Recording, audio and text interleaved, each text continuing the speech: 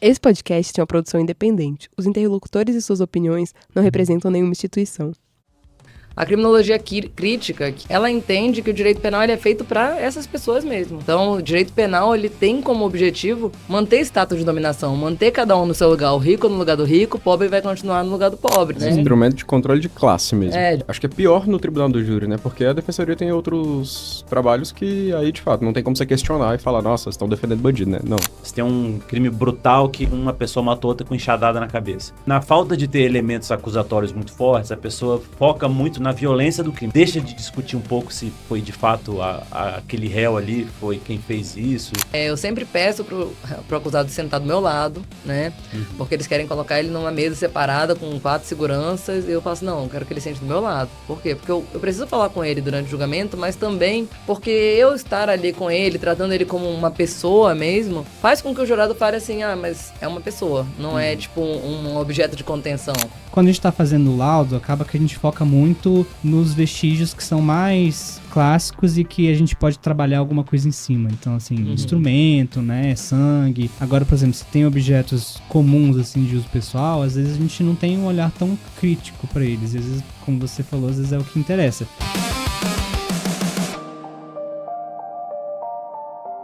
Meus amigos, nós estamos de volta. Eu sou o Marcos Patrício, estou aqui com os meus amigos e colegas de profissão, Guilherme Menegói. E aí, Guilherme? Tudo bom? O seu raio de sol nesse dia chuvoso. O coração fica quentinho. E Vitor Costa. E aí, Vitor, tudo bom? Tudo bem. Eu fico até animado com o ânimo do Marcos, porque eu sempre tô assim, com cara de apático e o Marcos tá, tipo, super animado e tal. É anemia o nome disso. Falta de sangue eu não tenho. Mas falta de ferro. Te dá um ferro mais tarde. E hoje, para conversar com a gente sobre questões envolvendo defensoria pública, laudos criminais, advocacia e assuntos em geral, nós estamos aqui com a doutora Mayara Taki. Tudo bom, doutora? Tudo bom, um prazer estar aqui no Vestígios, falando um pouquinho sobre crime, né? É o que a gente faz nas horas vagas, né? Falar sobre crime, parece até meio loucura, né? Devia estar falando sobre outros assuntos, mas a gente faz isso nas horas vagas também. Traz um petisquinho, um chopp e vamos falar de morte violenta aqui. Exatamente. Muito bem. Não, só pra você se apresentar pra gente, falar qual a sua profissão, né? Se você quiser falar também as áreas de atuação e depois também, talvez, como você chegou até aqui. Porque eu acho que acontece muito as pessoas escutarem o podcast e às vezes não sabem sobre como funciona a profissão da pessoa, assim. É muito comum isso com os peritos criminais, mas com outras profissões das pessoas que vêm convidadas também, né? Então, como que é a carreira de defensor? Como que você chega lá? Entendi. Isso que eu ia perguntar, tipo, qual foi o percurso acadêmico, digamos assim, entendi. Tá, eu sou a Mayara, eu sou defensora pública aqui no Distrito Federal. Eu sou professora de processo penal também, fiz a pós-graduação, mestrado, sou doutoranda pela Universidade de Brasília e pesquiso o Tribunal do Júri, então parece que é meio que uma obsessão mesmo, sabe? Eu trabalho com o Tribunal do Júri, nas horas vagas eu falo sobre morte violenta e na universidade eu também pesquiso morte violenta, então talvez eu deva levar isso para terapia, não para um podcast. A gente pode fazer aqui uma sessão de terapia. Exato, mas aí conjunta, né? Porque parece que é um problema conjunto. Exatamente, acho que ninguém aqui tá apto a terapizar ninguém. Não criticar nada nesse sentido. E, bom, a Defensoria Pública, eu sempre falo que não fui eu que escolhi a Defensoria Pública, eu falo que ela que me escolheu, porque eu não ia fazer esse concurso, eu não queria ser defensora pública, eu queria ser promotora de justiça, e hoje eles são meus inimigos, então... E rola um preconceitozinho, assim, né, assim, de... Assim, eu vejo colegas que eu tive na faculdade que faziam direito e o rolê era sempre, quero promotor, quero juiz, mas a defensoria é um negócio mais... defensoria, né? E assim, eu entrei na defensoria em 2015. Então, hoje a gente ouve falar muito de defensoria pública o tempo inteiro, né? O STJ sempre traz a defensoria para a posição de protagonismo, colocou a defensoria pública na assistência qualificada da vítima Ana Maria da Penha, reconheceu a possibilidade da defensoria pública atuar como custos vulneráveis na segunda instância. Então, enquanto o Ministério Público atua como fiscal da lei, a defensoria pública hoje faz esse papel de fiscal do vulnerável. Então, hoje a defensoria pública tem um protagonismo muito grande no sistema de justiça criminal como um todo. Mas quando eu entrei em 2015, era isso. Eu falava assim, mas defensoria, ficar, né, cuidando do problema dos outros, eu mal consigo cuidar dos meus. E eu achava que eu não tinha a ver comigo, primeiro, porque eu nunca quis advogar. Então, eu falei, vou advogar pro Estado, né? Não quero fazer isso. E eu achava que era Ministério Público que eu queria. Passei ao mesmo tempo para analista do MPU e para defensora pública, só que ainda faltava prova oral. Então, eu passei ainda 2 anos como analista do MPU e tive certeza que não era aquilo que eu queria para minha vida. Então, é muito mais gratificante defender as pessoas do que acusar. Hoje, pelo menos, a percepção que eu tenho é essa, né? E a Defensoria Pública me apaixonou. E a primeira lotação minha foi no Tribunal do Júri. Então, eu já cheguei de cara com o plenário marcado para fazer. Caramba. E foi um pouco desesperador na época. Eu lamento, peço desculpas para os réus lá dos primeiros júris, porque provavelmente foram bem prejudicadas. Mas agora eu estou tentando compensar, né, com 10 anos de experiência fazendo isso. Mas realmente me realizou muito a profissão. É um concurso bem difícil, né? Hoje, justamente por a Defensoria Pública ter ganhado esse perfil, né, de protagonismo, eu, por exemplo, dou aula para um grupo de concurseiros que só querem Defensoria Pública. Então, tem o grupo dos Coração Verde. Então, já tem um nicho muito específico de pessoas que só estudam para esse concurso, que não tinha na época que eu estudava, né? Então, hoje eu vejo a carreira mais fortalecida. E eu acho o trabalho fantástico. Me tornou um ser humano muito melhor do que eu era quando eu entrei, com certeza. Porque eu comecei a entender que existem tantas histórias por trás de cada processo, né? Porque eu converso com todos eles, né? Eu vou no presídio e tem seres humanos ali, então você entender que essas pessoas merecem ser ouvidas e que elas têm uma história para contar. Muitas vezes eu já terminei de fazer uma defesa criminal, o réu foi condenado, eu falei assim, putz, cara, foi mal. Ele, pô, muito obrigada, porque eu senti que você me ouviu. Era só isso que eu precisava, que alguém realmente estivesse ali por mim. O resultado não dependia de você. Então é isso, sabe? Essa mudança que aconteceu na minha vida com a Defensoria Pública. A Defensoria é uma instituição recente também, né? Assim, tem isso também em relação ao prestígio que você estava falando e as pessoas não quererem, né, entrar nessa carreira, mas é porque tem quanto tempo? Ela foi criada oficialmente na Constituição de 88, né? Mas a última Defensoria Pública foi instalada em 2015, que é a de Santa Catarina. Não tinha Defensoria Pública até 2015. Caramba. Então é uma coisa mega recente, né? A mais antiga é pré-Constituição, que é a do Rio de Janeiro. Ela é da década de 70. Nossa, Então ela é gigante, assim. No Rio a Defensoria brilha muito. que interessante isso. Acho que vem muito dessa nossa cultura, né, de querer ver pessoas que cometem crimes independentemente das circunstâncias, uma visão meio preto no branco, né? Quero ver a pessoa presa, né? Então por isso que esse negócio de acusação, de promotoria, brilha o olho das pessoas. Só que aí também elas não percebem o outro lado da moeda, né? Tipo assim, agora mesmo a gente tá tendo discussão sobre, tipo, aliviar a pena de pessoal do 8 de janeiro, entendeu? Então por que quando é a galera que eu gosto, eu quero que ela seja ouvida, eu quero que ela tenha uma defesa ampla, eu quero que as penas sejam mais brandas, mas quando é, tipo, a galera... Porque a defensoria tem muito um papel social de defender pessoas que não tem, às vezes não tem renda, né? Assim, o papel da... São pessoas mais marginalizadas. E aí essas pessoas, assim, que se lasquem, né? Elas podem sofrer com a falta de um processo adequado. Então, de fato, acho que o trabalho da defensoria é bem legal, bem bacana. E, embora ainda carregue esse estigma para parte da sociedade, que é um negócio para defender gente que é bandido, né? Digamos assim. Assim, uma análise rápida de criminologia, né? A criminologia crítica, que é a corrente mais recente, ela entende que o direito penal ele é feito para essas pessoas mesmo. Não para esses do 8 de janeiro, Não, ela é feita para manter aquelas pessoas aonde elas estão. Então, o direito penal, ele tem como objetivo manter status de dominação, manter cada um no seu lugar. O rico no lugar do rico, o pobre vai continuar no lugar do pobre. Então, como é que você controla essa população? O direito penal é uma forma de controle, né? Instrumento de controle de classe mesmo. De classe, de tem até- raça, né? Porque se a gente pensar no pós-escravidão, foi um instrumento utilizado para criminalizar os escravos libertos. Então, eles criminalizaram a capoeira, né? A vadiagem, a mendicância. Ou seja, é uma forma de você lidar com aquela população excedente. Eu não tenho condição de promover uma política pública, ou não me interessa em promover uma política pública de inclusão, então eu excluo. Eu segrego essas pessoas, eu não olho mais para elas. Então é isso que a Defensoria Pública faz, né? A Defensoria Pública é obrigada a olhar para elas, né?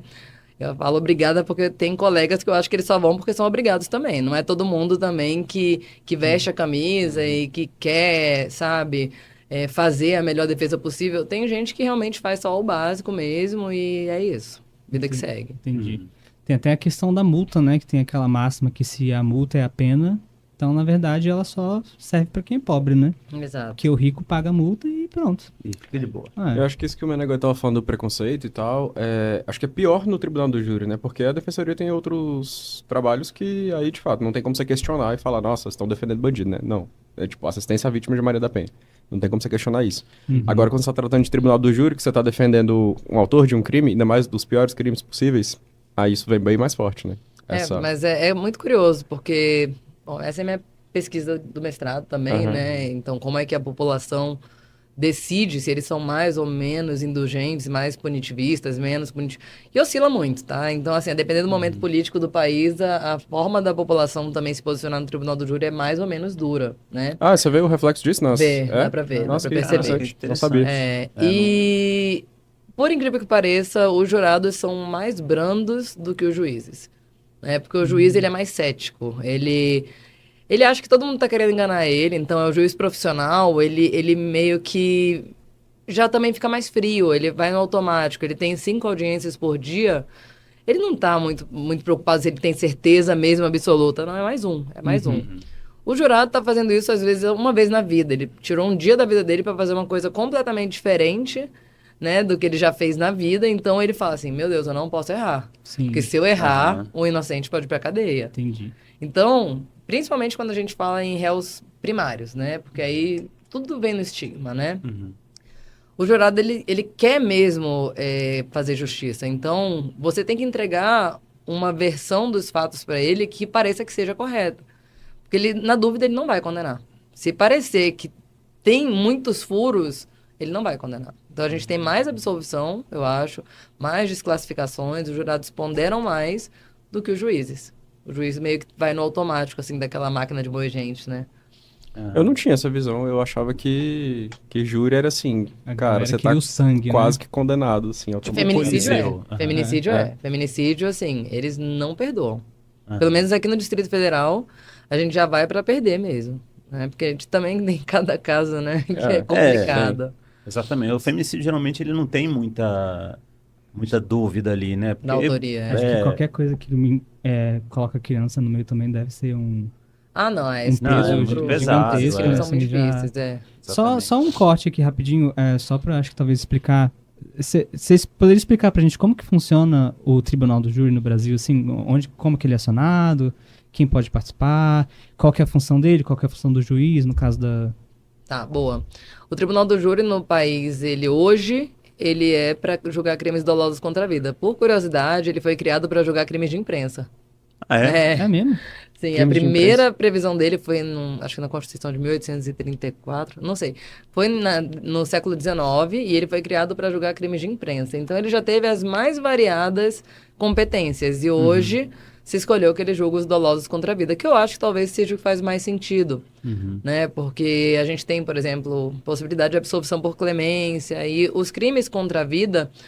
Eu costumo falar que são os crimes que provavelmente qualquer um de nós aqui nesse estúdio poderíamos cometer, a depender das circunstâncias. Ah, não, nunca vou. Cara, o cara estuprou minha filha, sei lá. Se perde a cabeça, sabe? Então, Ou só tentou te estuprar, né? ou Você tentou matou o cara. estuprar, Hoje, ou vindo pra legítima cá, no defesa trânsito, mesmo. já quase 3 ali. Não, o cara ainda fez sinalzinho de passa por cima. Não. É o deboche, o problema é o deboche, não é? exatamente. Não, Faz isso a não merda, merece recebe a minha buzinada e com paz no espírito. Não vem Exato. debochar pra cima de mim depois. Sábado eu fiz um homicídio que o cara morreu porque tava dançando com a namorada do traficante. Aí você mas espera aí o é quê, um absurdo, né? Aí você Costuma acha dar que o cara não vai problema isso. matar? Costuma dar problema. Eu já vi alguns casos parecidos. Mas, enfim. É bom evitar. Eu peguei um caso, por exemplo, que os tios da menina, né? Tava tendo um evento de família, né? E aí tinha uma menina que tinha 12 anos, ela tava lá dentro com as outras crianças, mexendo no celular. Um cara que era convidado do convidado, por isso que a regra é muito clara, convidado não convida, né? É. Então, o convidado do convidado entrou na casa atrás da menina E aí ele começou a, tipo, chamar ela não foi porque ela não conhecia, e ela não, né? E aí uma hora que ela tava passando no corredor, ele apertou na bunda dela, né? E aí essa menina saiu correndo, chorando de dentro de casa, tudo aconteceu assim, todo mundo viu, ela veio chorando, o cara meio que foi embora. Depois o cara voltou, né? E aí, no meio da confusão, a menina foi ali abusada, o cara pegou e deu os 2 tiros no cara, né? O tio, Sim. No abusador. do abusador. Tá. Foi absolvido, não preciso nem falar, né? Uhum. Então, assim, Sim. porque é isso, o nível de tolerância quando tem criança envolvido é muito. Eu peguei um caso também, que eu fiz uma defesa de um réu, que eles espancaram um pedófilo, né? O cara tinha abusado não de um menino só, era do irmão de um deles, mas de vários meninos da comunidade. O cara tinha 45 anos e andava rodeado de meninos de 12 anos. Não tá Caraca. certo, né? Não, algo de errado não está É. certo, né? E aí esse cara foi condenado por satisfação da própria lascívia por meio de criança ou adolescente, né? E, enfim, esse menino que foi abusado entrou como adolescente infrator. Ele foi responder porque ele supostamente teria chamado o pedófilo para que eles pudessem dar uma surra nele. Ele respondeu criminalmente, o menino, né? Criminalmente Caraca. assim, né? Análogo. Infracionalmente. Aham. Uhum. E aí depois os réus todos foram absolvidos que espancaram o cara, Aham. né? E o menino ficou internado. Tipo, olha a violência do Estado, né, com Sim. esse garoto. Mas enfim, né, casos tem muitos. Então, o tribunal do júri ele vai julgar qualquer crime que tenha uma intenção contra a vida, né? Então, crime doloso contra a vida é crime intencional, né? Não é o crime acidental. E o Tribunal do Júri no Brasil ele é formado por 7 jurados que fazem parte da população em geral. Então, o juiz pode requisitar listas de órgãos públicos ou de universidades. Eu defendo na minha dissertação que o ideal é que eles requisitem a lista eleitoral, porque ela é mais diversificada. Então, você vai ter pessoas de mais classes sociais, de mais grupos raciais diferentes, né, gêneros diferentes. Então, você vai ter uma composição mais parecida com a composição da comunidade daquele local. Porque não faz sentido, né? É muito claro você ver um julgamento onde eu atuo, em São Sebastião, e você vê a diferença do julgamento no plano piloto, por exemplo. Que quem está sendo julgado no plano piloto não é quem mora no plano piloto. É o cara que mora na estrutural, né? E quem está julgando é o engenheiro, é o médico. Que ele sabe da realidade do cara que é dependente químico, que mora na rua e que esfaqueou o outro no meio da rua, enfim, né, por motivo X. Então, o ideal é que os jurados eles sempre sejam o mais representativos possíveis daquela comunidade onde o julgamento está acontecendo. Então, a ideia é o povo vir julgar, né? No Poder Executivo, Poder Legislativo, eles elegem os representantes, mas no Poder Judiciário não tem a participação popular. Porque os juízes são aprovados em concurso. Então, é uma forma também de garantir a participação popular no judiciário. E aí, o julgamento acontece em uma sessão plenária, que geralmente dura o dia inteiro. São 7 jurados, né, que vão compor ali o julgamento. Sempre são 7, né, aqui no Brasil. E eles vão ali ter a apresentação das provas, as partes vão sustentar a acusação, sustentar a defesa, e no final eles fazem uma votação secreta e ali a gente tem a decisão do que vai definir o caso. A grande peculiaridade do Tribunal do Júri é que aos jurados é dada uma maior liberdade, né, porque a gente tem a plenitude de defesa, que a gente chama.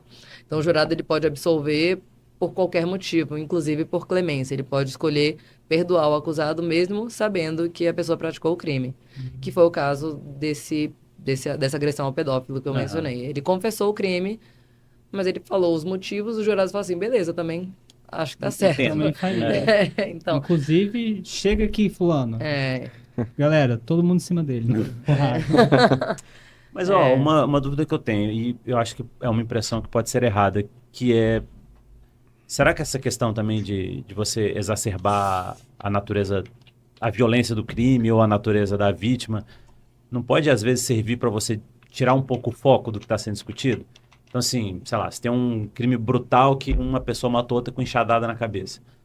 E aí, na falta de ter elementos acusatórios muito fortes, a pessoa foca muito na violência do crime. Olha, que crime violento, e a pessoa ficou desfigurada. E deixa de discutir um pouco se foi de fato aquele réu ali, foi quem fez isso. É tipo uma, não sei, uma desvirtuação, um sensacionalismo. Tem muito, né? Assim, exploração dos antecedentes também, para poder, olha, não, tem essas provas aqui, mas olha só, ele é bandidão mesmo, então Aham.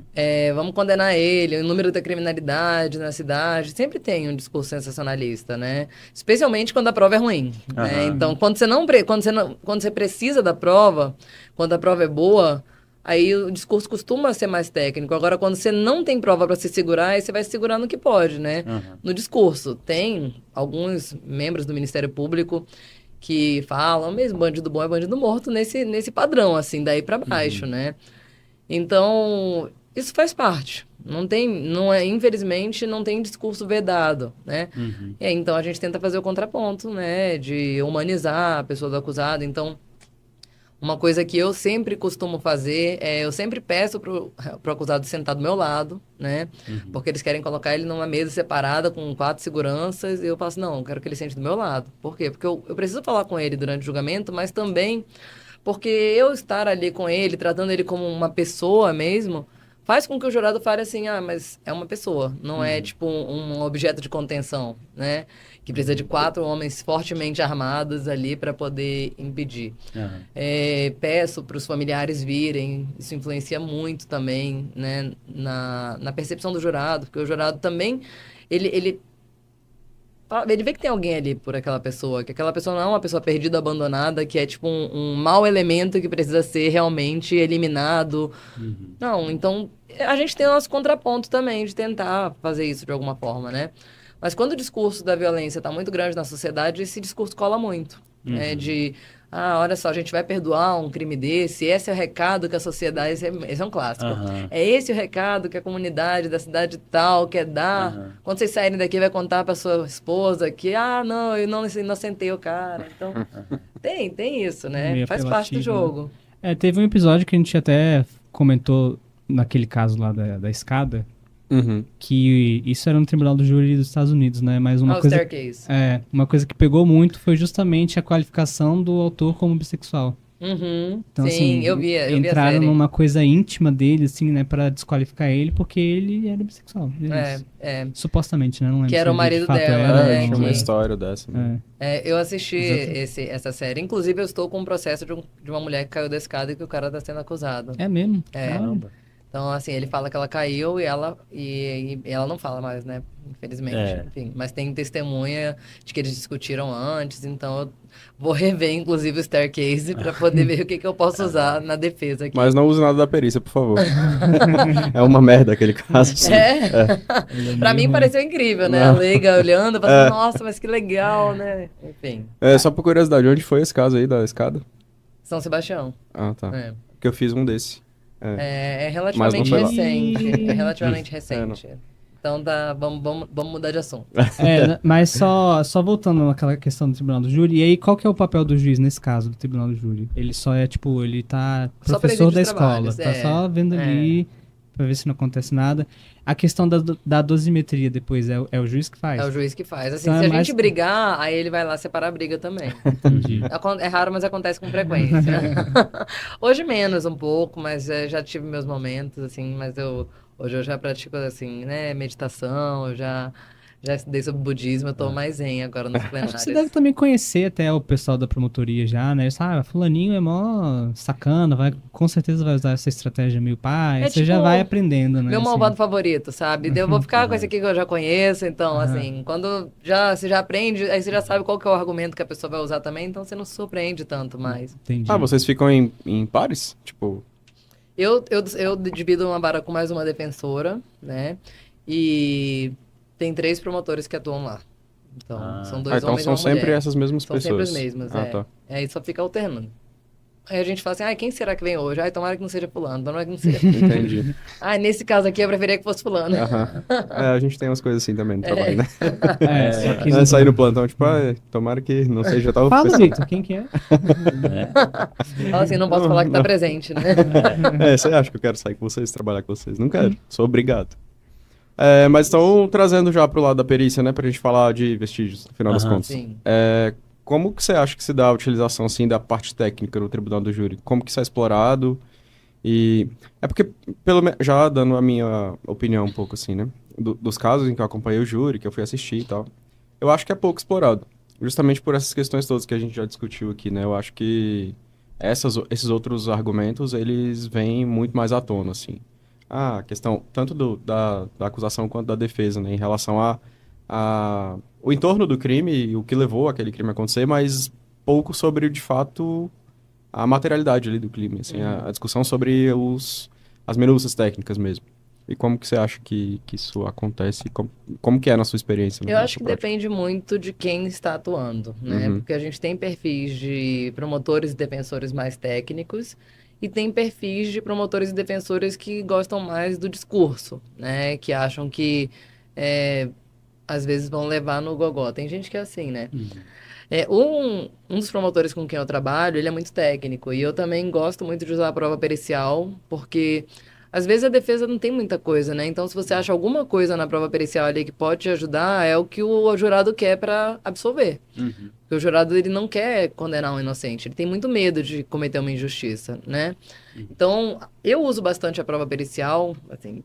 Eu gosto muito de usar os laudos cadavéricos, eles ajudam muito quando a gente precisa cotejar com a versão dos fatos. Então, a posição do disparo, o orifício de entrada, o orifício de saída, né? Isso ajuda muito a gente a entender a dinâmica, se a pessoa estava em pé, se a pessoa estava sentada, qual que era a distância, para ver se bate com as versões. Então, a gente usa muito isso, no meu caso, como defesa, para fragilizar a versão contrária. Então, se eu tenho algum elemento, eu falo, olha, essa versão, ela é refutada por conta desse elemento aqui. E quando você tem uma prova pericial, você vê que o jurado cresce o olho na hora, né? Fala assim, não, mas é a perícia que está falando. Porque testemunha...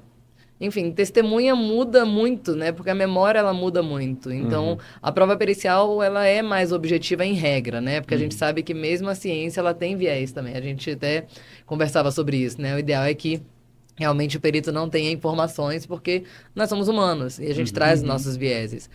Mas o jurado, ele fica muito impressionado com a prova pericial, né? Então, quando tem, por exemplo, relato de luta, né? Eu sempre procuro para ver se tem marca de defesa nas mãos, né? Então, sempre tem alguns elementos ali que pode ajudar. E o laudo de local. Muitas vezes, eu estava até comentando com vocês, às vezes a gente fica pensando, o que vocês acham que pode ser vestígio, né? Porque às vezes as fotografias são as que ajudam o nosso... a nossa narrativa, porque às vezes, como vocês não sabem qual que é a história do fato, né, ali fica alguma coisa mais clara mesmo. Por exemplo, eu fiz agora uma audiência essa semana de um caso em que a alegação é de que um amigo teria, ainda está em andamento, né, teria matado o outro, não tinha motivação, eles estavam bebendo a última vez que foram vistos juntos, e aí depois a vítima foi encontrada dentro de uma mata, né, e... O que foi muito importante para mim é que não tinha marca de arrastamento do corpo, né? Porque isso demonstra que ele foi espontaneamente para lá. E ele era usuário de drogas, era uma área de uso de crack, né? E o réu não era usuário de crack. Então, assim, são às vezes esses detalhes, quando você coloca na narrativa, fica mais claro, olha, não, ele foi lá, ninguém levou ele para lá e ninguém tirou ele de lá, né? Então, o laudo de local, para mim, costuma me ajudar mais. Às vezes tem alguma coisa que não é, obviamente, relacionada ao caso, mas quando o cara conta a história, a gente... tinha um objeto lá parecido com isso, né? Então, por exemplo, eu tenho um outro processo, até que eu fui no local também do crime, e depois o laudo de local chegou, mas eu não fui no momento, né? Eu fui depois que já tinha acontecido. E aí... Com a narrativa do réu, depois a gente viu que uma faca que foi encontrada em outro lugar tinha relação com a história, mas que a vítima não tinha contado. Então, essas fotos ajudam bastante a gente, né? E a minha dúvida, inclusive, agora eu vou fazer uma pergunta para vocês. Como é que vocês determinam até onde vale a pena, tipo, registrar? Qual que é o raio? Ou vocês vão seguindo o vestígio até ver que não tem mais nada? Isso aí é meio complicado mesmo. Isso é até engraçado também você falar isso, porque a gente tava conversando sobre isso recentemente, a questão das fotos, que também, às vezes as pessoas não sabem, as pessoas que usam os nossos laudos, que todas as fotos não estão nos laudos, né? Tipo assim, não são todas as fotos que a gente tira que vão pro laudo.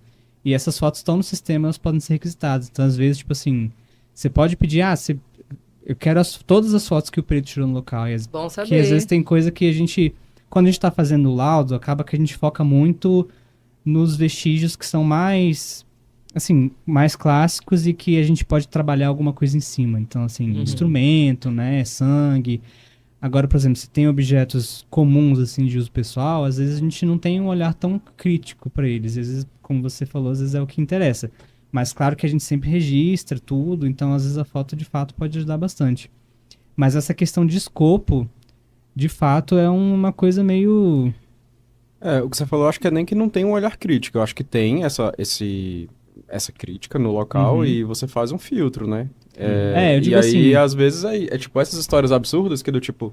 Poxa, mas a faca que estava a 300 metros do local onde estava o cadáver, com não sei o quê, ou sei lá, uma peça de roupa que estava dentro de um guarda-roupa. Do tipo, não se espera que o perito vá encontrar isso e que ele relacione isso com o local sem nenhum tipo de informação, né? Sim. Então acaba que a gente faz esse filtro nesse sentido, do tipo, tá, esses objetos, por exemplo, acontece algo aqui, tem todas essas canecas enfileiradas ali, não dá pra ver no vídeo, mas ali do outro lado tem várias canecas enfileiradas. Será que tem alguma relação com essa caneca que tá aqui na mesa, na posição que... Tipo, essa daqui muito provavelmente vai ter. Então o foco vai estar muito aqui nisso que tá aqui. Aquilo ali talvez passe, porque parece algo mais habitual, mas isso que o Menegói falou é muito importante mesmo, porque mesmo que aquilo ali não tenha relação e que a gente ache que não tem, aquilo vai estar registrado em fotos que muito provavelmente, inclusive, não vão estar no laudo. Sim, porque a gente escolhe as fotos do laudo com base no que a gente, na narrativa que a gente está construindo, né? Então, se eu não mencionei nada dessas canecas porque eu não achei que elas fossem relevantes, elas não vão aparecer na foto também. Só no máximo na foto da sala você vai ver que elas estão ali no canto, bem de longe, né? Até porque vocês não sabem o que aconteceu ali, né? Assim, às vezes a gente tem o que o pessoal conta, assim, mas a gente tava conversando mais cedo, antes de começar a gravação, que eu tava falando de um caso aí que o PM falou que a mulher tinha sido esfaqueada e não foi. Então, assim, também até essas coisas que contam pra gente, a gente não pode também levar com 100% de certeza, né? Então, às vezes conta uma coisa pra gente, aí a gente até dá uma atenção especial, né, pra aquilo, mas às vezes mais pra falar que não acho que foi isso que estão contando do que pra dizer alguma coisa.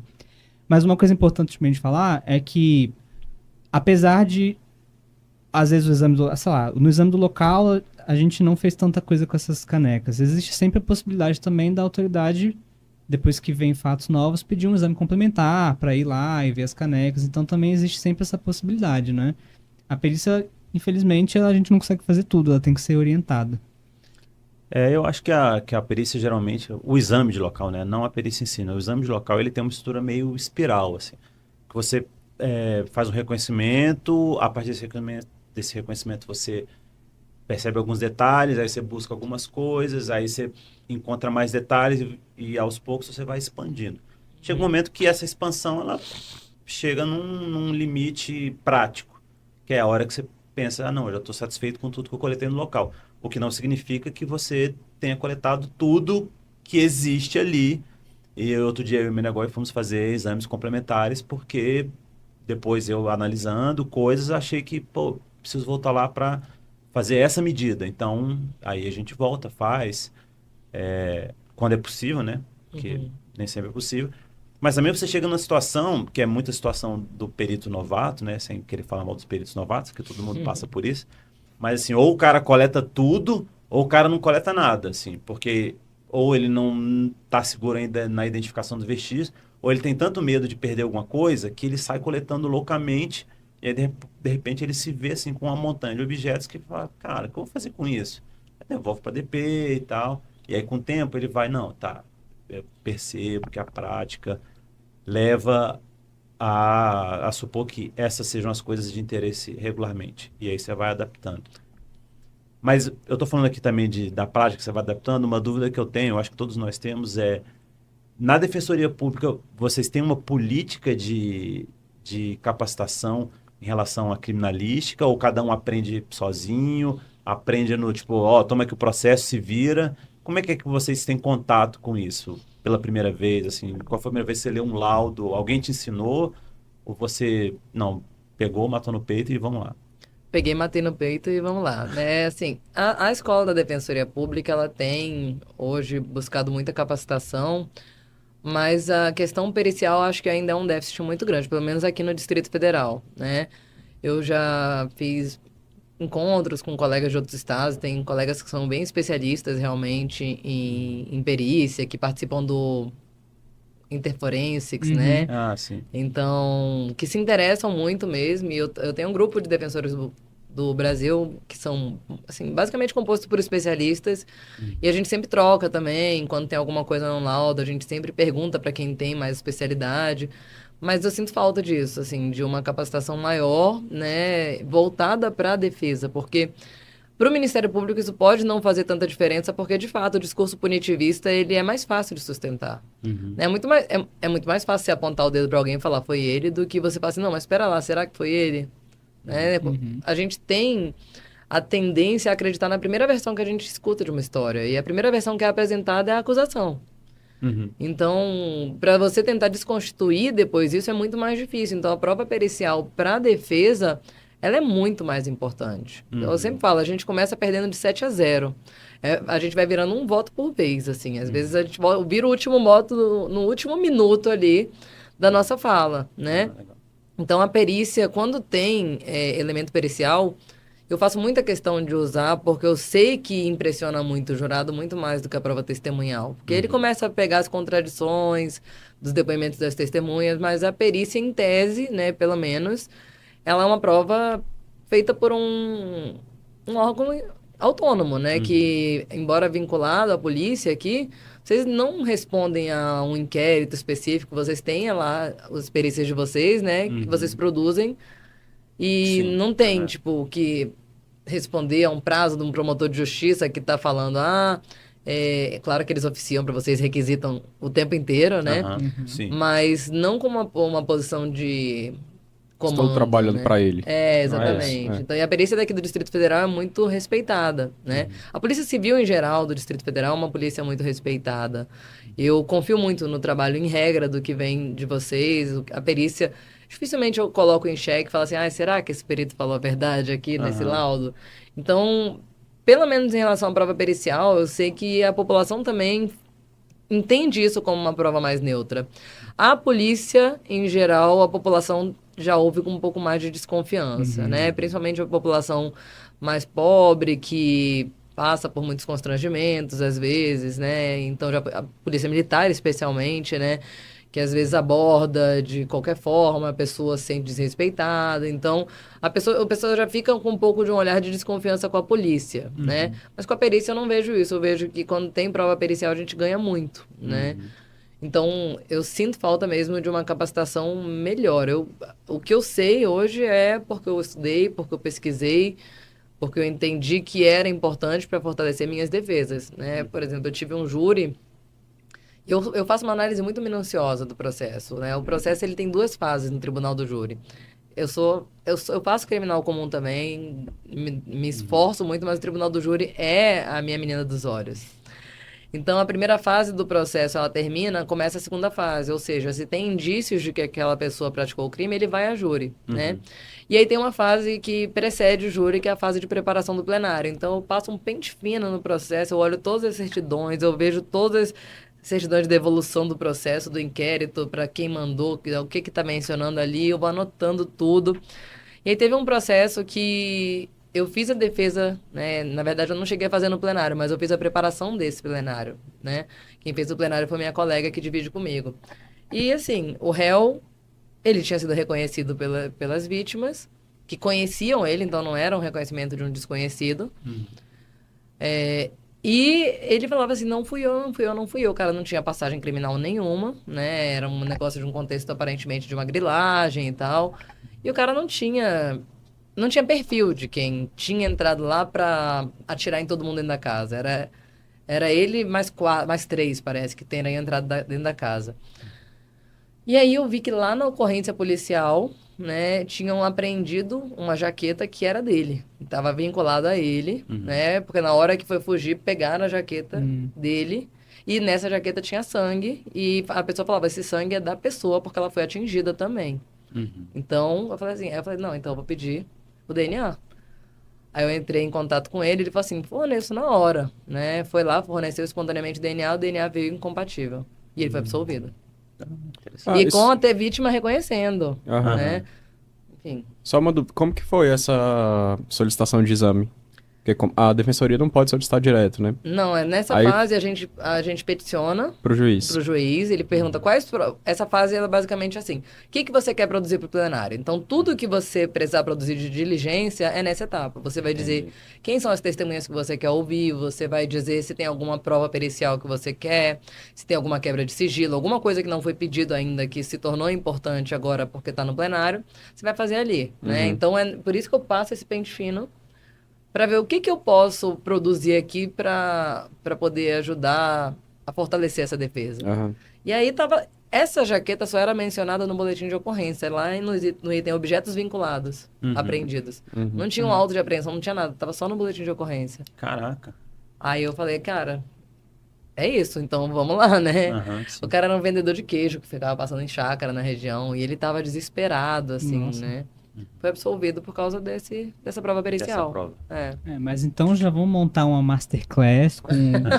mas falando sério, assim, não da masterclass, mas é até interessante ter esse contato maior da perícia com a defensoria também.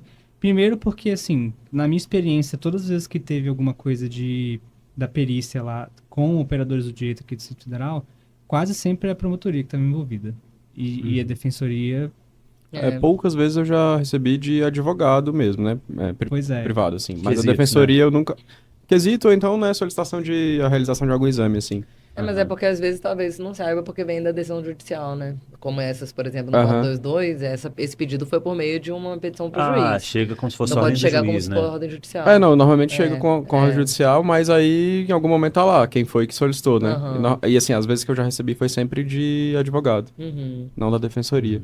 E outra coisa que seria interessante também desse contato é porque, querendo ou não, o nosso laudo ele é feito no que a gente imagina que pode ser útil para vocês. É. A gente não tem muito desse feedback no nosso dia a dia que, tipo, sei lá, às vezes a gente faz uma descrição do local mais rudimentar que serve para posicionar os elementos que a gente acha importante, mas às vezes, sei lá, pô, pra gente é mais interessante se você descrever que a casa estava suja, que a casa estava... Então tem sempre essas nuances que seria legal a gente ir trabalhando, né? Sim, talvez explorar mais isso em laudos complementares, né? Uma Uma possibilidade também. das correções, né, entre aspas, disso é o uso de tecnologia, né, que a gente estava falando sobre foto, mas uma coisa que a gente tem começado a fazer com cada vez mais frequência é escanear os locais. Então você tem o scanner que vai pegar tudo que está ali naquele local. Ah, sim, E aí você vai ter isso perenizado depois, então assim, esqueci de fazer uma medida, não preciso voltar no local, vou fazer a medida Gente, digitalmente. fica apavorada com a tecnologia. Pois é. Inclusive o que o Marcos falou que a gente voltou pra fazer foi pra escanear o Eu local. voltei pra escanear o voltou local. para escanear. Voltou pra escanear. Ah, tá. Porque aí também eu falei, já tira logo todas as medidas, Ah. fica perenizado O da e célula? segue o jogo. O da sim. célula. Ah, tá. É que bom que a gente tem emprego, né, gente? Que bom, né? Nosso emprego agora vai ser carregar o scanner, clicar lá, montar- apertar o botão e ir embora. É, E depois botar no chat GPT faço laudo. Eu queria que fosse assim. aí alguém pega o nosso laudo, põe no chat GPT e me diga o que ele encontrou. Aí a IA conversando com o IA e Manda pro júri, o júri bota no celular. Ele é culpado ou inocente? Dá a resposta. vai ter um aplicativo, né? Mas você estava comentando essa questão da Defensoria Pública não ter, né, uma formalização. Tá? O Ministério Público ele tem os peritos, né? Lá é analista pericial, né? Que tem. A Defensoria Pública pensa em ter analistas periciais, porque vocês pegam não só coisa criminal, como também coisa civil, e na parte civil a polícia não está nem ali, né, para fornecer uma perícia gratuita, que acaba que é muitas vezes o que a gente faz, né? As pessoas vão provocando e a gente produzindo laudo. Mas na parte civil, também às vezes devem ficar vendidos, né? Porque nomeia alguém ou não nomeia e... Sim. Normalmente o juiz nomeia, né? Mas assim, algumas defensorias públicas já têm um núcleo de investigação penal defensiva. Só para o criminal, né? Geralmente. Lá no Rio de Janeiro, pioneira, né? Defensoria mais antiga do país. Lá, inclusive, ela é comandada por um grande amigo meu, que é pesquisa e investigação penal defensiva há muito tempo. E lá ele tem 3 profissionais. Tem um médico legista, tem um outro perito... Não me lembro qual que é a especialidade, mas ele falou que já teve grandes resultados depois que eles começaram a atuar em casos específicos. Não dá para atuar em todo o Rio de Janeiro, né? Sim, sim. Mas escolher aqueles casos que realmente vale a pena. É curioso, né? O pessoal tem tanta pena da gente, da defensoria, que uma vez eu fui dar uma palestra num congresso em São Paulo, e aí quando terminou a palestra veio um perito me dar um cartão e falou assim, olha, quando você tiver um caso eu faço pro bono pra vocês. Tá bom. Porque a gente, né, a gente faz o que pode com o que a gente tem. Né? Às Sim, vezes sim. podemos pouco, mas somos determinados. Né? E esse pessoal do Rio que você falou, eles são concursados da defensoria? Não, eles são cedidos. Eles são... eu acho que... agora você me pegou. Acho que agora eles são cedidos ainda. Aham. Mas eles têm um núcleo formal já, e tem outros estados que têm também núcleo de Ah, investigação pô, que penal interessante. defensiva. Não é a maioria, Uhum. mas já tem alguns cases. Eu já tentei propor isso pro meu defensor público geral, ele se interessou, mas o negócio acabou não avançando muito, tinham outras prioridades no momento. Uhum. Mas eu vou continuar plantando a formiguinha lá, né? Aham. Devagarzinho, uma hora vai, porque eu acho que ajuda muito. Né? A gente poder também utilizar assistente técnico, né? Sim. Porque é uma faculdade do processo penal e a pessoa que não tem condições de contratar um advogado particular, ela sai perdendo muito quando ela não pode se valer de todas as possibilidades, Sim, né? sim. Então, eu sempre falo que, nos meus plenários, eu sempre falo, olha, eu me dedico muito para minha profissão porque eu sou bem paga para fazer um bom trabalho, trabalho tão bom quanto se essa pessoa tivesse condição de contratar um advogado particular. Uhum. Mas eu tenho as minhas limitações enquanto instituição. Então, eu sei que eu posso fazer uma defesa dentro das minhas limitações muito boas. Então, eu vou no presídio conversar com eles pelo menos 2 vezes durante o processo, no tribunal do júri, então antes do julgamento. Eu, às vezes, vou em local do crime para olhar, para entender, né? Já fui conversar com pessoas. Eu faço o que eu posso, né? Mas a gente tem limitações mesmo e essa talvez seja uma das grandes limitações que a gente tem. A gente não interfere na prova pericial e muitas vezes é por falta de expertise. Uhum. Porque talvez se a gente soubesse fazer as perguntas certas, né, para o laudo complementar também, isso ajudaria bastante. Então, acho que uma capacitação poderia mudar muito, até mesmo sem um núcleo, a gente poder atuar com vocês mesmo, né, com a perícia oficial. Isso é uma coisa que a gente percebe. É muito raro da gente receber quesito, é muito raro a gente ver questão de assistente técnico mesmo. E quando a gente recebe, muitas vezes é uma pergunta que ou não cabe pra gente, ou ela não foi formulada tão bem, que a gente tem que, além de responder a pergunta, tentar entender o que a pessoa quis dizer com aquela pergunta, entendeu? Será que é isso que ela quer que eu responda? Mas isso também até dentro da própria, às vezes até a própria autoridade policial, quando ela pede o exame de local, ela tem uma dificuldade de passar pra gente o que ela quer que seja examinado naquele local. Então, às vezes, a gente tem que ficar fazendo esse trabalho de tentar interpretar. Eu já fui fazer um local que... É porque é mais ou menos assim. O local ele é pedido pra gente com uma natureza que o pessoal lá da bancada da delegacia decide. Então, tipo, sei lá, pode ser lesão corporal, pode ser homicídio, pode ser cadáver encontrado. Aí eu fui fazer um local que foi pedido como cadáver encontrado, que não tinha cadáver no local. E aí, o que você, como perito, faz? Você entra numa casa aparentemente normal, que não tem cadáver, você faz o quê?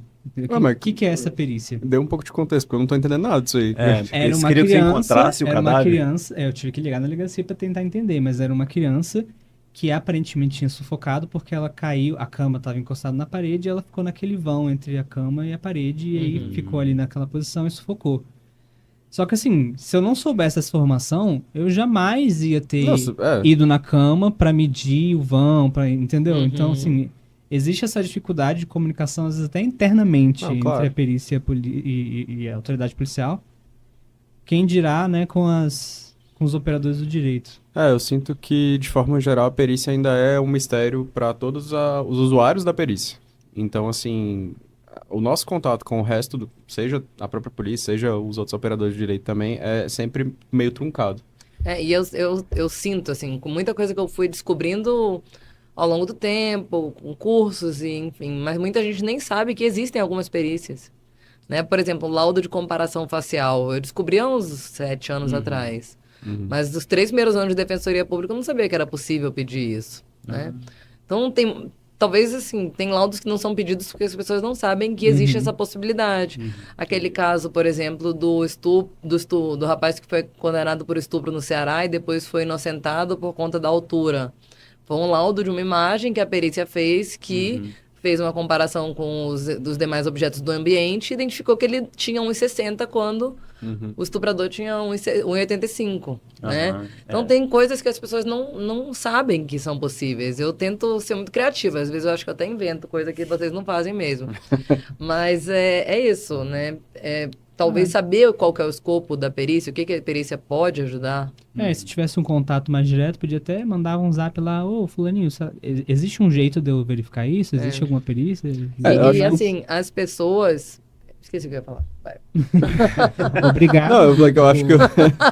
Por tirar Calar uma voz feminina. machista. Machista. Eu falar que eu acho que o primeiro problema é que não existe a possibilidade da defensoria quesitar a gente diretamente, né? Que eu acho que deveria poder. Assim, se o Ministério Público pode, por que vocês não podem? Eu nem sabia disso. Estou aprendendo agora. Também não. Só esse episódio é um aprendizado enorme. A gente tem poder de requisição. Aham. Então, a gente pode requisitar também. Pode? A gente tem um poder de requisição previsto na nossa lei orgânica. Equivalente ao poder de requisição do Ministério Público. Pode requisitar laudos, pode requisitar... Não sabia Ele disso. só não faz. Caraca, eu nunca tá. recebi requisição. Eu nunca recebi um Porque quesito. pelo menos, sei lá, quando eu estudei pro concurso, as autoridades que poderiam solicitar perícia. É que você é pelo menos o antiga, CPP, né? Você Mas Acho isso é do ancião. CPP, então, não sei, acho que às vezes na lei alguma coisa orgânica, complementar e orgânica, tal, né? é a defensoria já de diga acordo com outra o CPP, coisa. acho que não, né? Mas enfim. Mas não altera, né, o CPP. É que a gente só estuda o CPP. Não, uma coisa que eu ia falar também, outra coisa era isso, assim, que eu acho que, de repente, uma possibilidade de ajuda para vocês nesse sentido de entender a criminalística seria, no próprio curso de formação, ter, né, disciplina sobre isso. Que assim, tô falando de estudar especificamente. Tem uma aula de medicina legal, uma aula de balística, coisas do tipo. Noção, né? E eu acho que isso falta pra gente também, porque a gente não tem. É isso, a gente estuda lá direito básico para fazer o concurso. Mas eu acho que falta um pouco de... A gente poderia ter uma aula, talvez, alguma disciplina no curso de formação que é do tipo funcionamento do sistema de justiça criminal. Eu acho que isso já ajudaria um pouco. Do tipo, qual a função do júri? Como é que o júri... Porque assim, acaba que a gente faz um trabalho que a gente entrega pra quem vai usar e a gente não entende como ele usa também. Então tem muito isso. Eu acho que o sistema, ele fica bloqueado nas duas vias, né? E a gente fica achando que a gente tá entregando uma coisa que é útil e não serve pra nada. Perdendo tempo, perdendo dinheiro, né? Porque sustentar essa máquina é um gasto público do caramba, né? Se você não tem interesse de ir atrás e acompanhar, do tipo, acompanhar o processo, ver o processo depois, ou ir assistir o júri pra ver como isso funciona, você vai estar trabalhando sem estar sabendo qual que é o resultado do seu trabalho, de fato, sabe? E isso é até complicado, né? Tipo, assim, de cobrar que as pessoas vão atrás disso, porque, tipo assim, é tanta coisa pra fazer, né? Que se for toda hora ficar... Se eu for procurar todos os casos que eu trabalhei pra ficar acompanhando, tipo assim, você fica meio doido também. Não, quando tiver um júri legal de perícia, eu vou chamar vocês, então. Isso, manda uma vocês vão mensagem. assistir lá. É. Aí eu aviso pro promotor que é mais técnico aí também, que a gente vai explorar bastante o laudo de vocês. Vocês vão ver, nossa, vocês estão falando tanta besteira, mas não tem nada a ver. Se tiver uma dúvida também, já manda um zap lá, falar, Aí já comentando um pouco sobre isso também, entrando um pouco nessa parte, que eu acho que eu contei isso pra vocês, que eu vi um defensor público do... Cara, não vou falar de onde ele é, porque talvez eu fale besteira aqui, não lembro de qual estado que ele era, mas é um cara que é influencer no Instagram e tal, e aí eu sigo ele. E aí eu vi o cara, ele filmou a sustentação dele lá no júri. você me mandou esse vídeo. E aí ele falava especificamente de uma parte da dinâmica do crime lá, como teria acontecido e como que o cadáver tava, como que eram as manchas de sangue no cadáver. E aí o cara, no meio do júri, ele pega um copo d'água e começa a se jogar e se sujar, de se molhar, pra dizer que era o sangue. E olha, porque se o cara tivesse feito isso desse jeito, o sangue estaria assim. Aí ele joga água e lá no cadáver tava do outro jeito, tipo, não era isso. E, cara, no final das contas, isso que ele tá fazendo é uma análise pericial, sabe? E que não é trivial de forma nenhuma. É tipo uma análise de padrão de mancha de sangue. Ele queria fazer um momento gata na chuva, Rihanna, ela, entendeu? Ele tava de camisa branca, tava querendo mostrar um negócio, assim. Não sei. Eu acho que de Depois acordo me com o manda texto aquele lá, foto. ele falava que deu certo e tal. Mas não sei, né, se deu mesmo, mas foi o que ele Porque tem postou. os estelionatos também, né? Tem uns casos aí que algumas pessoas postam e falam que foi Ganhei ótimo o caso. Perdeu. Fiz uma Foi ótima ótimo, sustentação, foi ótimo perdi pra mim. muito. Convenci todo mundo. Ganhei 1000 likes. Teve caso já que Uma colega minha da Bahia estava falando que chegaram as advogadas na véspera, aí as advogadas influência, e falaram assim, não, a gente pegou esse caso pro bono. Perderam, e aí depois o funcionário falou assim, não, elas vieram aqui só para fazer vídeo. Caraca. Lascaram a vida do réu e... E assim, a defensora pública, excelente, uma das melhores do estado, chegou no fórum para fazer o júri, elas tinham colocado a procuração no dia. Putz. Caraca. Enfim. Não, e se botou no dia, nem estudou o caso. Pois não. é. Olha enfim. só, rapaz. Ou seja, os influencers não são só os peritos influencers que dão trabalho. tem pra- influências e influências. Em todos E assim, todas as profissões. infelizmente, assim, aqui no DF eu posso falar que a grande maioria dos defensores do Tribunal do Júri são muito bons. Aham. Eu acho que é natural, né? Se você faz isso toda semana, até se você for ruim, você vai ser bom em alguma medida, né? Alguma coisa você vai aprender, né? Não é possível que você passa 10 anos de júri mal. Assim, é possível, mas assim, né? Não duvide da Tem caso. capacidade Agora do ser pede pra humano. ela falar o nome dos colegas aí. Não. Você vai pedir pra ela? É. Não vai. Exposed. E se eu brigar com ela, vão falar que eu sou machista também. Então, Mas assim, infelizmente muita gente vem com a mentalidade de que é público, então deve ser ruim. E às vezes constitui a Defensoria Pública nas vésperas e a gente já trabalhou bem no caso, estudou o processo, enfim. Isso acontece bastante, né? Aí pega o advogado porte-cadeia lá e bota no lugar. E assim, os advogados... Tem muito advogado bom, né? Não vou falar que advogado é ruim também. Tem muito advogado bom. Mas às vezes não é o caso, né? Às vezes a pessoa, só por achar que a Defensoria Pública é ruim, ela contratou um advogado porque ela achou que só por ser advogado seria uma boa opção. E vocês não falam assim com a pessoa? Falam, olha lá, rapaz. O pessoal no TJ às vezes fala, os funcionários falam assim, não é por aí não. Eu até olhei uns dados por alto aqui, não sei se isso procede, mas eu vi que, primeiro que uma coisa que eu vi que falava é que no Tribunal do Júri, em torno de 80% a 90% da atuação é de defensores públicos, não de advogados. Eu acho bem plausível. Aham. Caraca, E a 90? 80 a 90 mas era será o que é dado um que eu... recorte social isso? Tipo assim, Ah, eu imagino que normalmente sim, né? crimes dolosos contra a vida tem... Quem são os réus, né? Acho que são pessoas que não têm É. autossuficiência econômica e tal. Mas... Mas todos, né? Todos os crimes a Defensoria Pública domina, menos crimes de colarinho branco. Aham. Ah, é verdade. Então, Faz no sentido. geral. E tem alguns crimes que, por exemplo, roubo, tráfico, que você vê que a pessoa já é de associação criminosa, porque tem os advogados certos também. Que defendem só gente de Aham. grupos, assim. Mas o outro dado que eu vi que eu achei mais interessante era que, falando da taxa de sucesso, comparando advogados particulares com defensores públicos, que a comparação era de taxa de sucesso que eu digo de absolvição, né? Era 17% com advogados particulares e mais de 30% com os defensores públicos. Então, assim, é mais do que o dobro. mas é o brasileiro que nem ela falou. O brasileiro acha que só porque é privado é melhor. E a gente, no momento da gravação desse podcast, rolando o rolê lá de São Paulo que privatizaram a distribuição de energia elétrica e lá tá um caos, E né? agora Sim, ninguém tem exato. mais luz. E agora estão falando, não, vamos tirar essa empresa daqui. Né? Não podem nem gravar podcast porque não tem energia elétrica. Assim, hoje o concurso de Defensoria Pública é um concurso extremamente difícil, exige realmente que a pessoa se prepare muito, né? Os meus alunos, eu dou aula para concurso, então, em média, eles estão levando 3, 4 anos para passar no concurso. Tem um concurso que tem várias fases, tem prova de tribuna, muitos deles, então a pessoa já tem que apresentar uma defesa no Tribunal do Júri para passar no concurso, né? É tipo um tribunal do júri simulado? Simulado.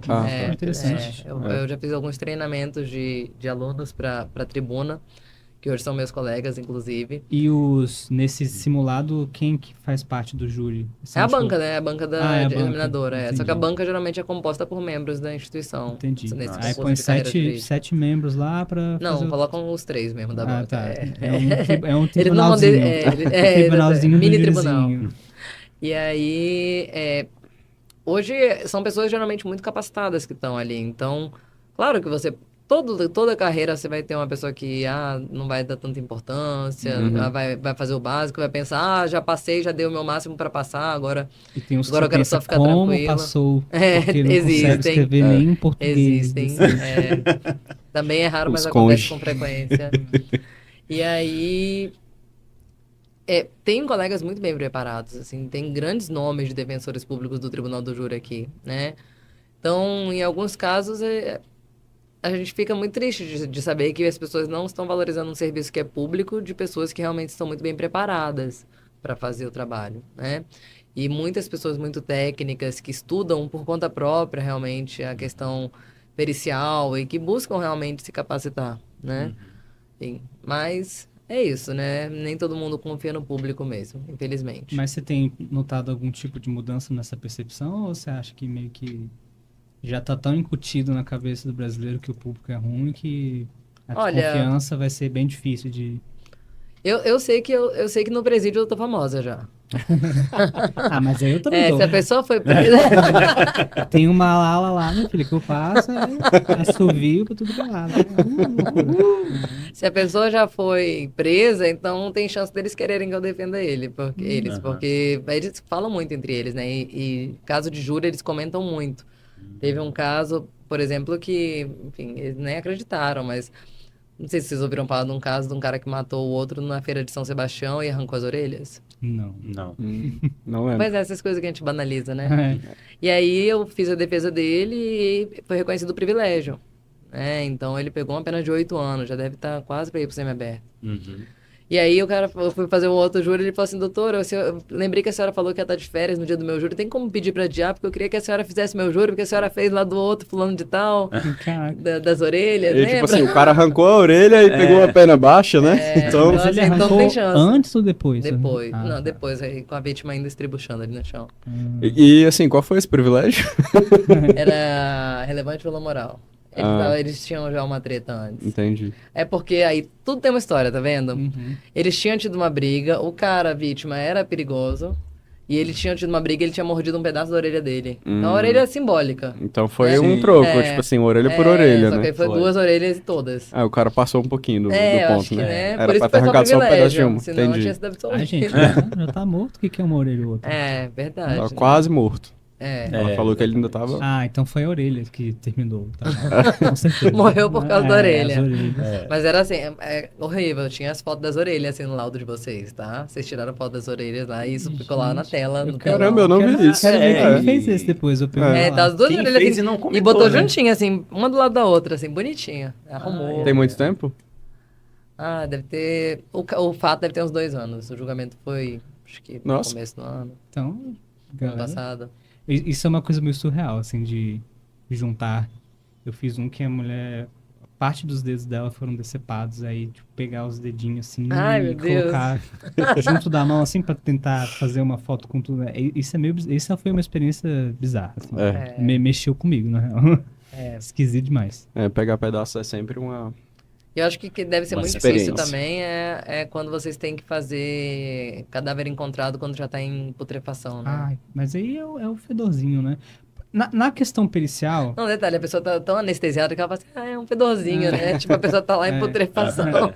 A questão, assim, não é uma visão bonita, claro, e, assim, é um cheiro muito ruim mesmo, assim, que acho que quem Indescritível, não sentir, talvez. quem não sentir, a descrição você precisa sentir pra você entender, Pra você saber o que é. mas, pelo menos assim, em questão de perícia, normalmente é uma perícia um pouco mais tranquila de se fazer. Justamente porque ele já tá há tanto tempo ali que muita coisa se perdeu. Então, assim, não tem muita coisa que a gente consiga extrapolar daquilo. Então, acaba que quando a gente faz um local desse tipo, não é um local que... Não é um local que a gente... Ai, meu Deus, que horrível, não quero ir, entendeu? É um local mais... A gente fala, não quero ir. Não quero... Mas a gente uma vai assim desgraça, mesmo. né? Mas assim, sim, mas eu digo tecnicamente acaba que se simples. torna mais simples porque você perde muita coisa já. Então, É meio que porque a isso. gente não pensa no... Ai, depois isso vai me dar muito trabalho, né? É isso que eu quero dizer, entendeu? Vai dar menos trabalho depois. Teve um local, acho que ontem à noite aqui, que foram quatro pessoas mortas na mesma situação. Que a gente chama de o quádruplo homicídio. Uhum. Você vai pro local desse falando, putz, esse laudo aí vai me tomar 2 meses pra fazer. Nossa, 4, Até pra você contar aquela história ali, você entender, né? Porque isso que eu também ia perguntar pra vocês. Quando vocês vão pra um local de crime violento, antes de vocês começarem a coletar os vestígios, vocês dão uma circulada geral pra, tipo, ter uma noção maior, assim, e depois vocês vão pro especial? Geralmente sim. Sempre tem um levantamento prévio, assim. Até pra gente entender o que a gente vai ter que fazer, né? Sei lá, a gente tenta, por exemplo, se tiver que coletar um DNA de algum lugar, a gente tenta fazer isso no momento que não... Pra minimizar a chance dele ser contaminado, né? Então a gente vai primeiro, dá uma prioridade. Então até pra gente organizar na nossa cabeça a ordem das coisas, a gente dá um passeio no local, assim. Né? Não, e às vezes para reconhecer o local e ver que ele está minimamente seguro, né? Assim, Tem isso também. sei lá, às vezes tem um tiroteio na porta de uma casa, a vítima corre para dentro, todo mundo também sai correndo. Aí quando você chega para fazer o exame local, tem a pessoa escondida debaixo da cama, assim, tá com medo. Já e tá aconteceu? Lá. Já aconteceu. Já aconteceu de um colega nosso que o cara, ele se escondeu debaixo da cama e ele dormiu. Que era um senhor de idade já. E aí, quando eles já estavam fazendo o exame, o cara acordou e saiu da cama. Você imagina, né? O susto que o perito toma. E acho que era uma casa que não estava energizada, então já estava escuro. Nossa. Então, assim, aí sai uma pessoa e pelo que me falaram, né, pelos relatos, ele já levantou. O que vocês estão fazendo aqui na minha casa? A chance dele levar um tiro também era alta, né? alta, exatamente. Uma outra dúvida, então. Agora eu vou fazer minhas perguntas também. Vamos lá. Toda vez eles falam, por que não fez perícia de pólvora na minha mão? Tem como fazer isso? Isso funciona mesmo? Qual a chance disso? Isso é um debate eterno. Vamos entrar agora no... Tem a gente chama isso de resíduo de disparo, né? Perícia de resíduo de disparo. Tem um outro nome mais difícil também, não tem? Eles chamam de GSR, né? Que vem do inglês, que é o Gunshot Residue. Uhum. Porque, tipo, tem uns componentes da pólvora que quando ela pega fogo, né, pra expulsar o projétil, eles meio que fazem um amálgama. Não é da pólvora, né? Porque não tem a ver com pólvora esse... É da espoleta, né? É Não. do primer da espoleta. Ah, É tipo o explosivo que tem dentro da espoleta, que é o que vai gerar a combustão da pólvora que tá dentro da munição. Mas, enfim, tem esses elementos que acabam que eles se fundem com esse calor e eles geram como se fosse uma liga metálica que ela não existe na natureza. Então, você meio que sabe que se essa liga metálica está presente, provavelmente é porque teve um disparo. Então, assim, existe esse exame, você consegue detectar, só que como é uma coisa que se difunde muito, assim, no ar, às vezes isso prejudica muito a análise. Então, a Polícia Civil não faz esse exame, né? Não tem a capacidade técnica ainda para fazer esse exame, normalmente é a PF que faz. E aí a gente manda pra PF e o laudo normalmente sai uma coisa meio tipo assim, pode ser que sim, pode ser que não, sabe? Porque você tem que tomar esse cuidado de falar, olha, a gente achou esse elemento e esse elemento normalmente ele tá associado a disparo, mas pode, tipo assim, eu apertei a sua mão e você fez um disparo e aí passou pra minha mão, entendeu? Mas eles conseguem excluir. Eles conseguem excluir no sentido de a gente não achou, mas não significa que por não ter achado que não teve o disparo, entendeu? Entendi. É uma prova inconclusiva, então, né? Então ele é um exame Quanto tempo meio... dura esse resíduo na mão, não sei se tem. na pele humana? Depende bastante, assim. Se for, por exemplo, eu fui lá, atirei e realmente atirei, né? Tá aqui. Isso vai depender muito das circunstâncias que você passou, né? Qual foi o seu comportamento entre isso e a coleta. Se você teve sei lá, viveu normal, esfregou essa sua mão na sua roupa, lavou a mão, enfim, isso é coisa de horas. E se eu fui me 3 esconder horas embaixo já da era, não tem cama, mais nada. esperei a perícia chegar. Você foi esconder embaixo da cama, esperou a perícia chegar e depende. Tava ventando, enfim, tem tudo isso, sabe? Entendi. Mas em tecidos vivos, em que teve... Enfim, as coisas continuaram acontecendo, é questão de horas. Agora, se é um cadáver, isso daí aumenta bastante dependendo das condições do ambiente, né? Você pegou chuva, qual que era a umidade, tinha sol batendo, do vento... Porque não são tá partículas... se mexendo, né? Não tá...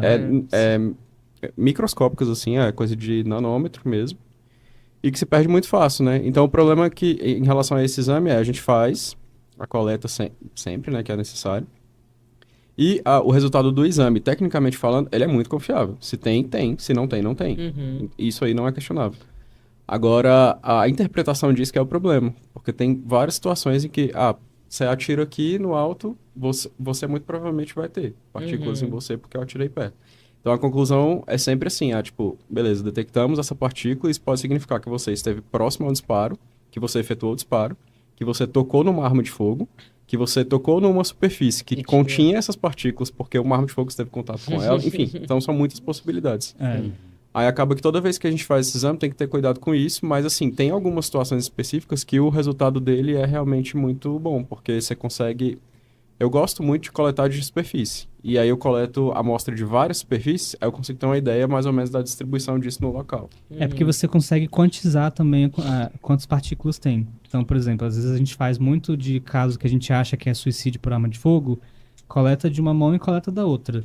É comum que a mão que segurava a arma tenha mais dessas partículas do que a outra mão. Então, assim, apesar de não ser uma análise 100% conclusiva, é um elemento a mais que a gente consegue. Olha, provavelmente, de fato, é compatível com essa hipótese que foi com essa mão e tal. Aí, isso que o Victor falou é isso. Se você vai coletando de vários lugares, pela quantidade também, você consegue meio que traçando como se fosse uma nuvem, assim, da dispersão dessas tinha 100 nessa partículas. região aqui. Em vocês só tinha 10. Entendi. Aí ali lá na ponta da mesa só tinha 5. Então você já começa a ter uma ideia de, né, como de fato se comportou esse... É como o sangue, né? O sangue também você consegue determinar mais ou menos o trajeto que a pessoa... aonde que ela foi golpeada, por conta do volume de sangue, né? Que tipo de golpe, né? O Staircase, ele fala bem sobre isso, né? Sobre os gotejamentos e a forma como ele se espalhava. Eu era muito fã de Dexter, então eu sempre gostei muito.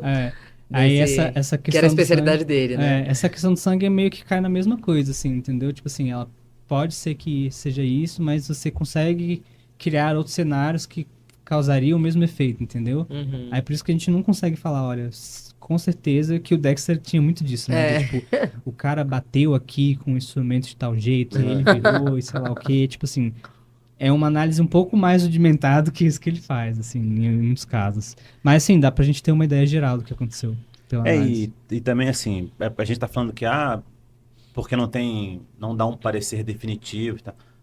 Não dá, de fato, um parecer definitivo tipo Dexter, mas é muito interessante na hora de você comparar versões, assim. Porque Exato. você consegue excluir muitas coisas e, às vezes, você excluindo uma coisa ali, tem 3 versões diferentes, você consegue excluir 2, mas sobra uma que provavelmente é a que vai permanecer no processo. Não, e muitas vezes, assim, os réus, eles acham que eles são mais inteligentes que a gente, geralmente. Ah, é? É.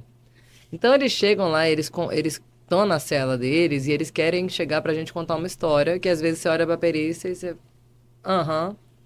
entendi.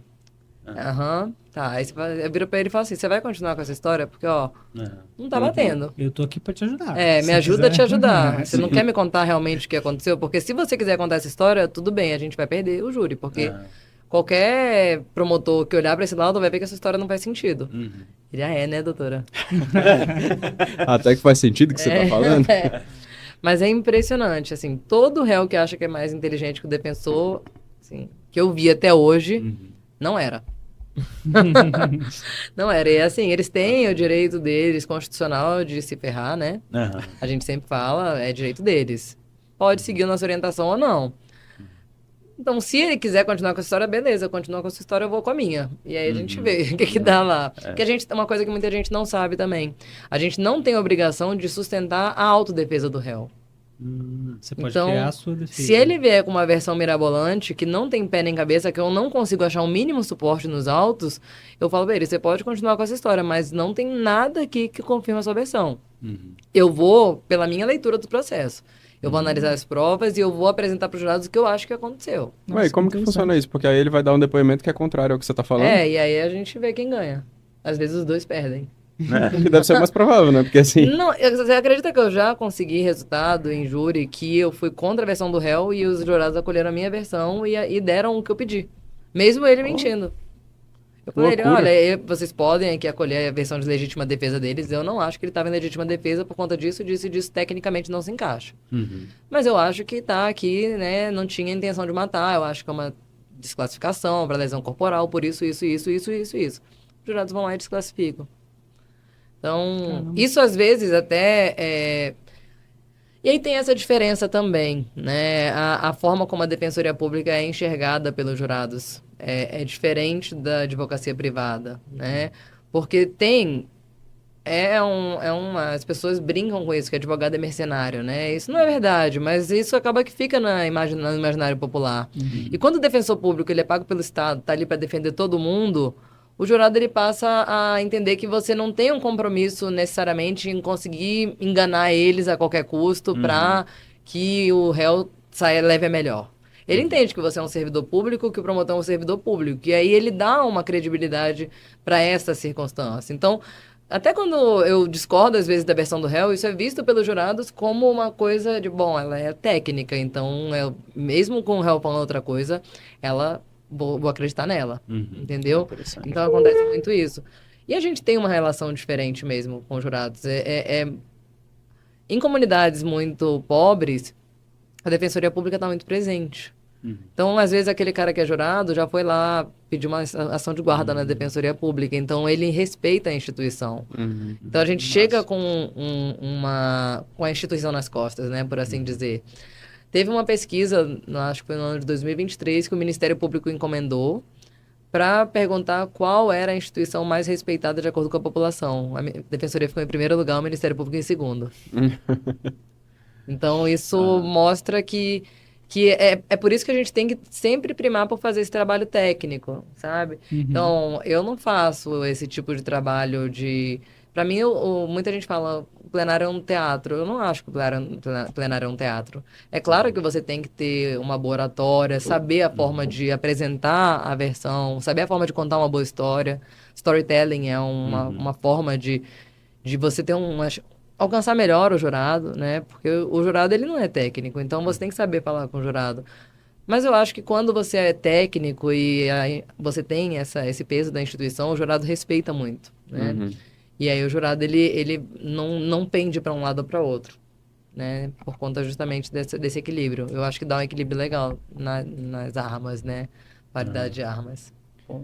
Interessante. Só voltando à questão da coleta lá do GSR, é porque na sua pergunta, na verdade, foi sobre os vivos, né? Sobre os autores. Sobre os autores. Porque nesses casos aí a gente nem coleta mesmo, porque assim, primeiro que a gente, enquanto perito criminal, acho que não tem nem competência para fazer isso, porque ele é vivo, então teria que ser um médico legista. Entendi. Aí essa pessoa teria que parar do IML. Então, geralmente assim, eles vão, né, pela audiência de custódia, mas a audiência de custódia não fazem nada ali. até pelo exame de corpo de delito de... Os colegas de vocês, assim, da audiência de custódia, assim... Até pelo exame de cautela, né, que tem que fazer no IML, então, sempre ele vai ter que... mesmo, Só que ele só vai chegar no IML muito tempo depois. Entendi. Então não faz nem sentido a coleta, entendeu? Então nesses casos aí mesmo, realmente não vai ter. Nunca. Entendi. Às vezes nem as fotos do preso vêm, então assim... Esse exame de lesão corporal, o IML não coloca foto mesmo. Pois vai entender, eu acho né? meio estranho também. Mas enfim. Isso ajudaria muito a gente. Às vezes o laudo vem uma lesão de defesa no momento que a pessoa foi presa, né? E aí a gente usa isso para mostrar, olha, não, teve uma luta corporal. Porque às vezes a vítima fala assim, eu tava de costas do nada, aí você vai ver, o réu tá todo ferido também. E aí você consegue mostrar, não, essa versão aqui tá... Porque também é isso, a gente tem a ideia de que a vítima, ela não é a gente santifica a vítima porque ela é vítima, né? Mas nem sempre a vítima é tão vítima assim. Eu sempre falo, dependendo da história que a gente contar, a vítima devia ser o réu e o réu devia ser a vítima. Só que às vezes ele levou a melhor, né? Tem gente que leva uma facadinha porque mereceu. Né? Claro. Tem que ideia errada, né? Vem com esses negócios aí de jogo de futebol pra cima de mim, pra ver se eu já não... De pet do tigrinho. Às vezes, mas esse negócio das fotos, às vezes até pra gente mesmo. Já teve casos que eu precisei, porque normalmente a gente não entra nisso, né? Então, assim, se a pessoa se não era um cadáver que estava no local de crime, a gente não... Tipo assim, eu não vou olhar... tinha uma vítima que estava lá no local, tinha mancha de sangue e esse sangue era dela. Eu não vou olhar o laudo de lesão corporal dessa pessoa, porque no meu local não tinha uma pessoa. Entendi. Só tinha sangue. Só que aí tem algumas situações em que a gente tem que levar isso em consideração. E eu acho que a principal dela é o exame de reprodução simulada. Porque aí quando você vai fazer um exame de reprodução simulada, aí você tem que levar em consideração tudo que te apresenta. Então assim, beleza, tinha uma vítima, você tem o laudo do IML dessa vítima, que ela tinha lesão corporal e tal e tal. Aí eu já precisei de, beleza, agora eu preciso ver o laudo de lesão corporal de uma pessoa que não estava no local, que eu não vi, não era um cadáver, na verdade. E não tinha foto. Aí não tinha foto. E assim, eu precisava saber exatamente uma coisa específica lá pra comparar a versão que o cara tava contando, né? Aí você se perdeu no tempo. Mas é raro, né, esse reprodução simulada dos fatos, né? É raro. É bem raro, né? Graças a Deus. Porque é um trabalho... É muito trabalhoso. É tipo assim, o dia inteiro tem que ter ator, tem que ter um monte de insumo. Caramba. É complicado. Vou mandar uns vídeos pra vocês aí. Então. Só pra gerar trabalho. Esse caso da escada aí que eu comentei, eu vou mandar pra vocês aqui. É só jogar o vídeo da escada aqui saindo. A gente acontece, fica olhando. Pois temos um episódio, todos satisfeitos? Eu tô Acho que satisfeita. temos. Vou, inclusive, demandar muito vocês depois desse episódio. Por favor. A gente Estaremos lá. tá aqui fazendo coisas extra-trabalho, como hobby, e a gente tá arrumando mais trabalho. Arranjando mais trabalho, exatamente. Vamos E- cancelar esse episódio. Mas acho Exatamente. que então, pra finalizar, então a gente pode pedir pra dar dar um arroba, né? dá seus tem contatos, isso, ficou seus faltando. arrobas. Ficou faltando, viu? Ó, lembrei. Faz o- Pois é. Eu não ia lembrar também, não. Como você está nas mídias? Eu tenho 2 redes sociais no Instagram. Uma é meu nome, @maiara.tachi, e a outra é @asdefensoras, que é uma rede social que eu tenho com mais 2 professoras que também são defensoras públicas do DF. E a gente publica jurisprudência, conteúdo para quem está estudando para concurso, né? Que nós todas somos professoras de concurso. E nesse seu perfil você tem... É mais coisa do seu dia a dia, assim, de trabalho? Tem de Você- tudo, Ah, tem de tudo. Tem de tudo. Então, Tem foto dá, de biquíni na praia? tem Às de vezes tudo. também tem, também. Então, gente, vamos lá, vamos seguir a Maiara. dá uma curtida. Pela... Hoje tem um vídeo meu jogando futebol, é a primeira vez que eu consegui acertar. Ó, Então, viu, assistam gente? Já dá um likezinho e já ali, engajem lá. que ela sabe essa questão da prova, viu? Ela passa pra você, não é brincadeira. Mas esse grupo das defensoras, vocês dão aula juntas? Não, cada um dá sua aula e Cada uma vocês dá têm sua só o aula, Instagram mas a gente aqui. tem esse projeto, esses cursos de tribuna, por exemplo, né, quando tem para Defensoria Pública, a gente sempre faz individual. Então a gente faz a banca, nós 3, e a gente inquire e treina as pessoas. Nossa, que legal. É. Bem interessante. Tenho vários que são colegas meus hoje, inclusive na minha Defensoria Pública, que foram meus alunos. Ó, Então, ó, quem tem Deu interesse aí na defensoria... Pô, muito legal. tá Obrigada. Muito específico, né, também. É uma coisa... Exatamente. Mas então é isso. Muito obrigado pela sua Obrigado demais. participação. foi muito legal. Acho que a galera vai curtir bastante. Obrigada, eu que agradeço. Foi muito leve, passou rápido, né? É, Nossa, passou. 1h20 já. aqui de É. conversa. Pois é. Mas foi ótimo, obrigada. E assim, façam as capacitações pra gente lá na Defensoria Pública, vai ser muito bem-vindo. Vamos organizar uma isso. boa, organizar isso daí. A gente vai se falando, brincadeira. Vamos marcar. Vamos marcar, não, passa lá, que a gente resolve. Valeu, isso. gente. Um abraço Obrigado. para todos. Beijo. Tchau, tchau.